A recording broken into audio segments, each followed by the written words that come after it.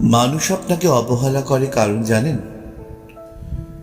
আপনি মানুষকে বা সেই সব মানুষগুলোকে মূল্যের চেয়ে বেশি সম্মান দিয়ে ফেলেন। কেউ একবার ডাকলেই দৌড়ে চলে যান। আপনি নিজের ব্যক্তিগত কথাগুলো কোনো কারণ ছাড়াই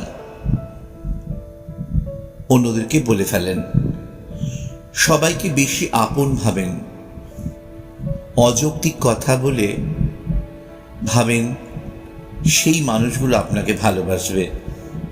আপনার নরম মনের আপনি নিজেই শিকার হন। এখন থেকে আমার বলাই কথাটি গাঁট বেঁধে নিন। সম্মান যদি পেতে হয় তাহলে উপরিউক্ত যতগুলো কথা আমি বললাম বা এই ব্লগটিতে যতগুলো কথা এই মুহূর্তে বললাম, সেই দোষ ভেবে একটিও করবেন না। আপনার জীবন বদলে যাবে। সেই সব মানুষগুলি আপনাকে খোঁজ করবে, ডেকে কথা বলবে। গম্ভীরতা শিখুন। গাম্ভীর্যতা অতীব বুদ্ধি সচেতন মানুষকে তৈরি করে। ধন্যবাদ।